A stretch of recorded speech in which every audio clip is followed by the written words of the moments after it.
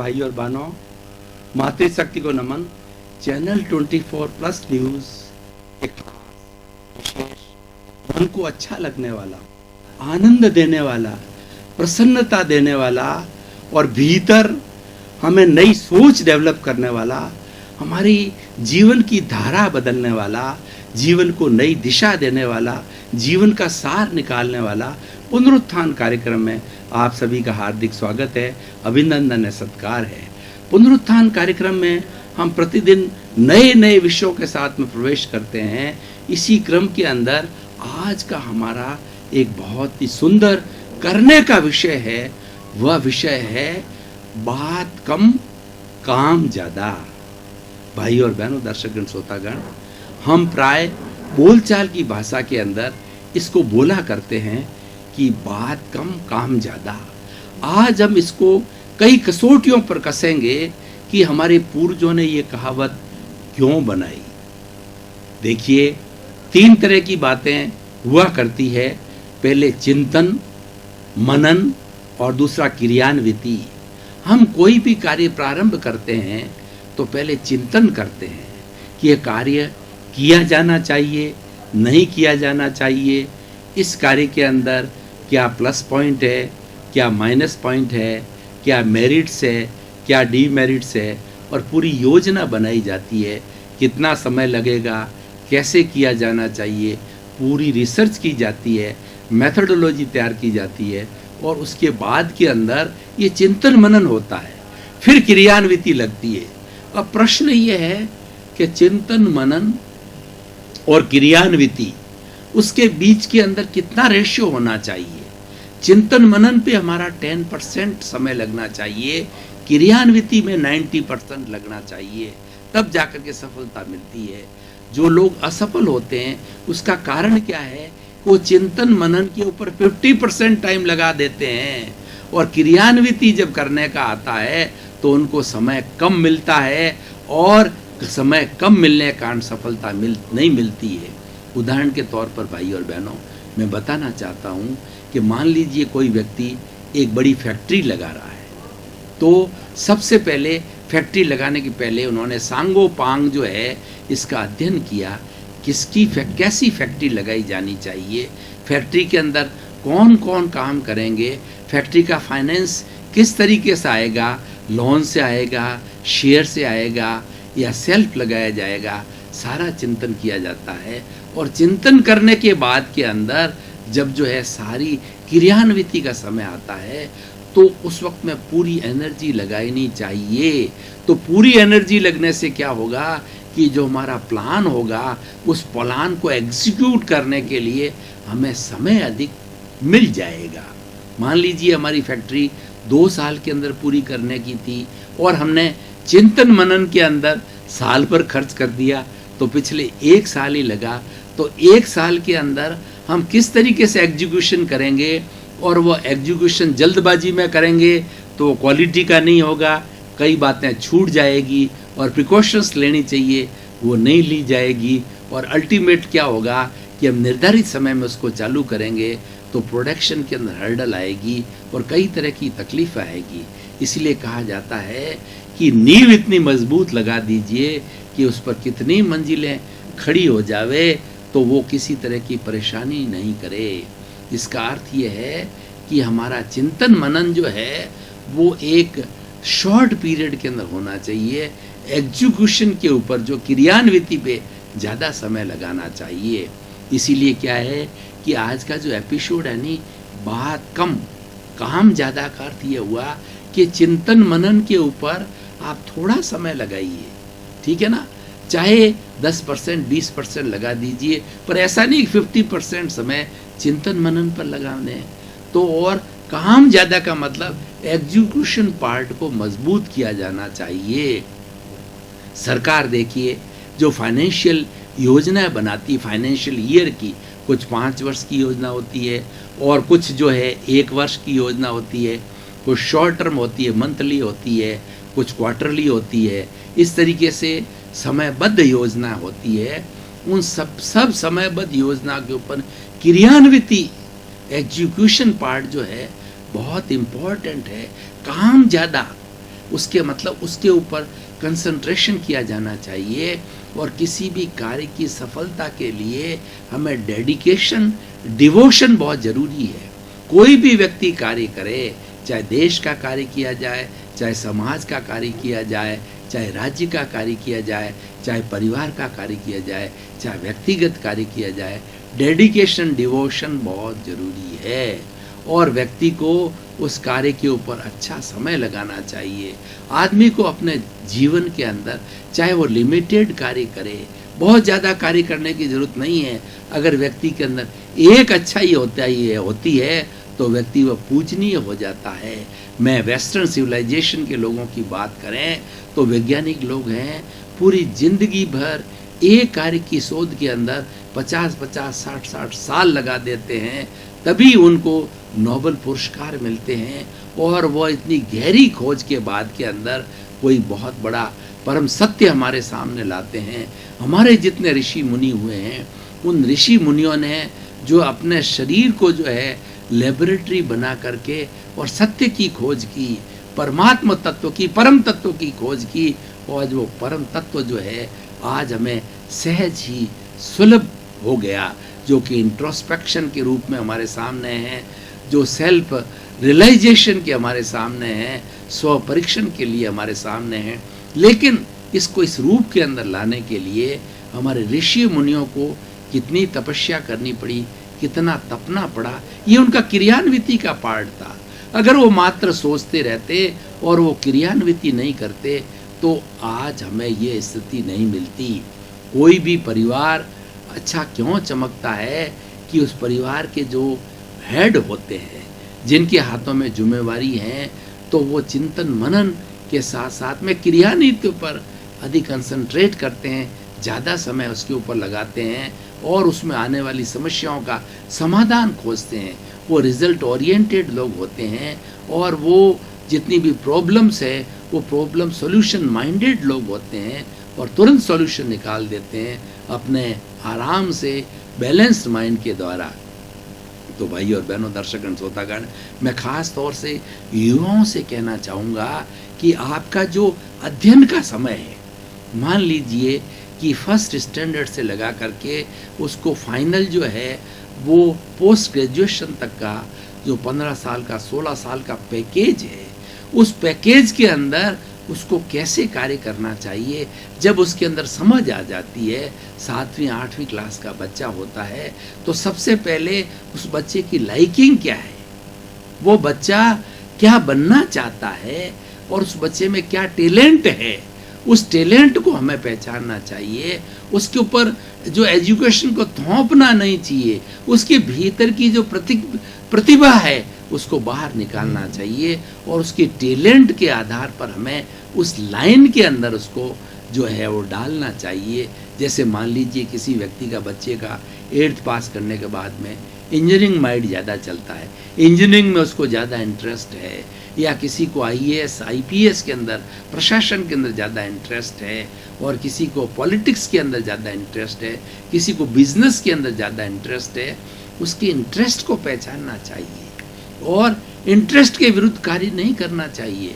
जब व्यक्ति को किसी भी चीज़ के अंदर आनंद आता है तो वो कार्य बहुत अच्छी तरीके से करता है, और आनंद की अनुभूति नहीं होती है तो वो कार्य उसको भी अच्छा नहीं लगता है और उसकी निष्पत्ति लोगों के सामने रखी जाती है, उसका भी आनंद नहीं आता। उदाहरण के तौर पर मान लीजिए कि मैं किसी एक पर्टिकुलर टॉपिक के ऊपर आपसे आधा घंटा इंटरेक्शन करता हूँ, तो मुझे उस टॉपिक के ऊपर इंटरेस्ट आना चाहिए।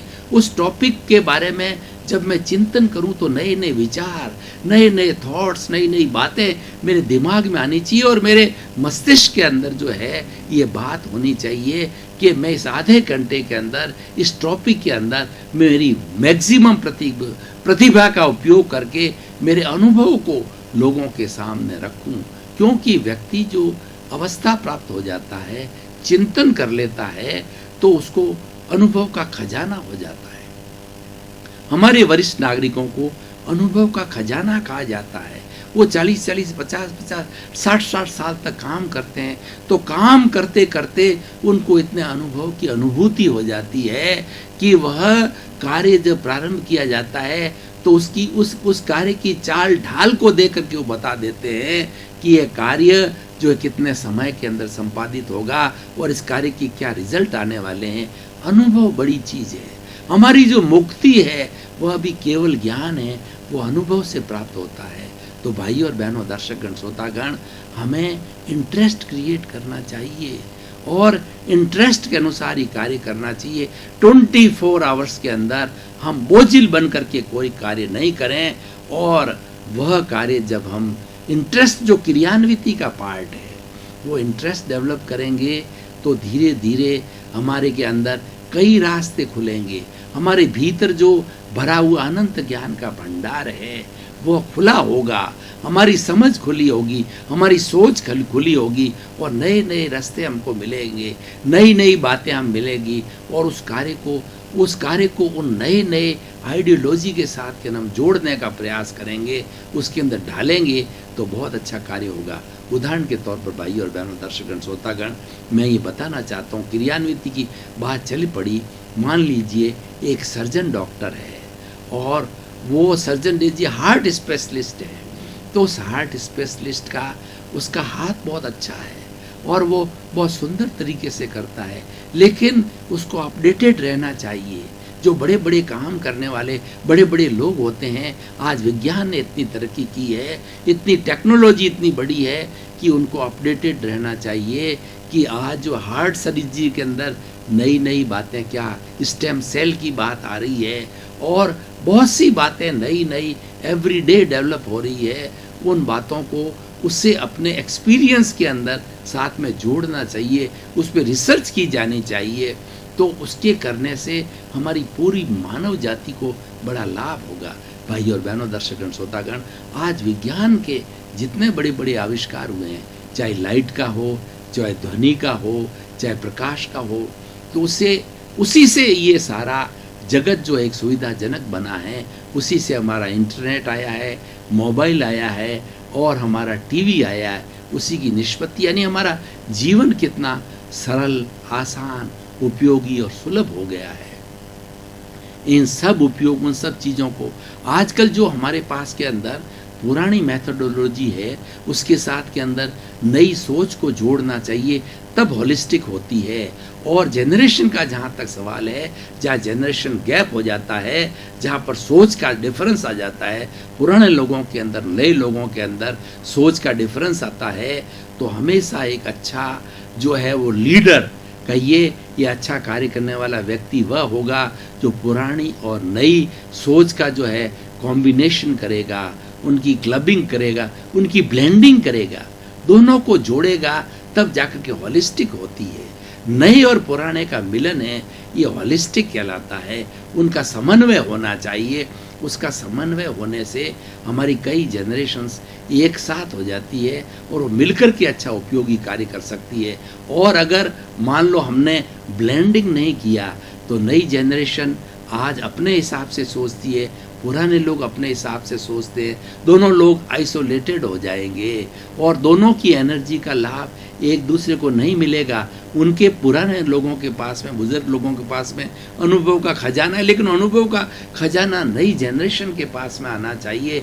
नई जनरेशन के जो जोश है, उस जोश और होश को जो है उस ज्ञान के साथ में, उस अनुभव के साथ में जोड़ना चाहिए। और ये साइकिल है, ये साइकिल चलती रहनी चाहिए।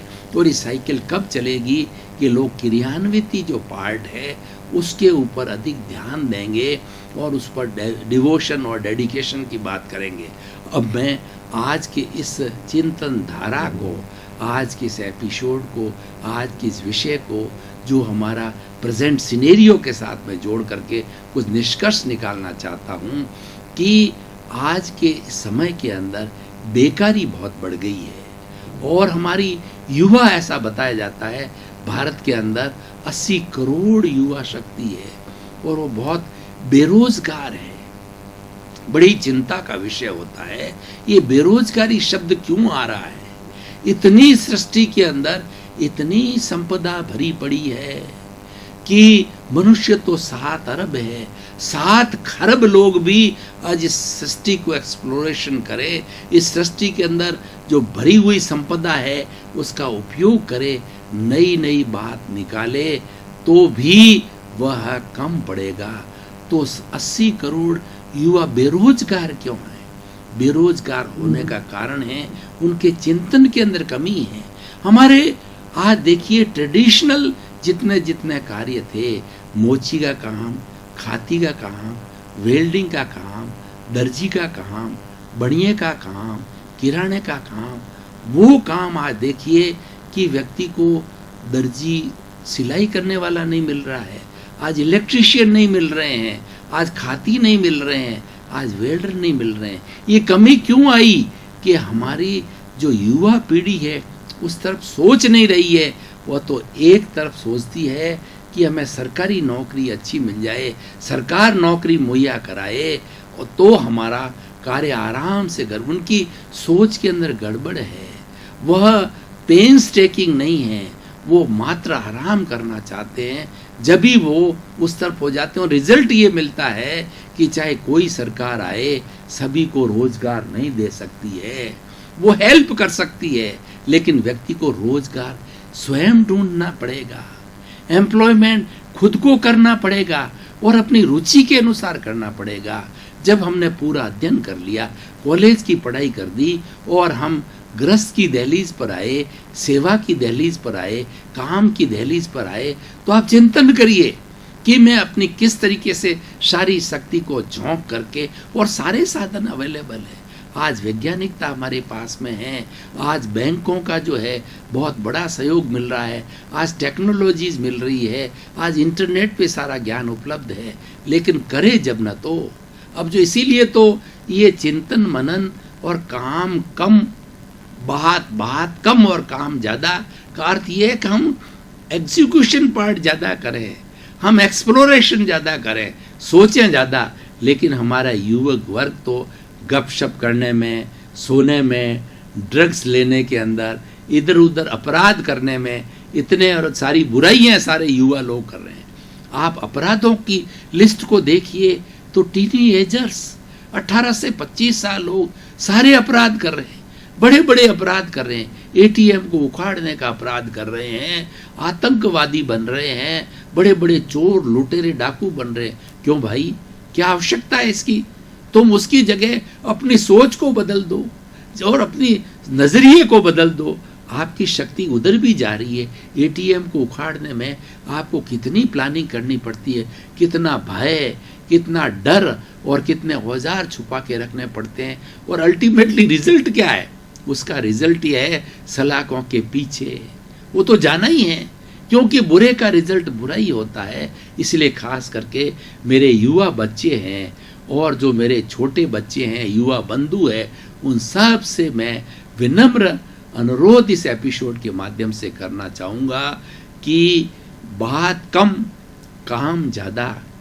दर्शकगण, श्रोतागण, भाई और बहनों, आपका बहुत बहुत धन्यवाद, साधुवाद।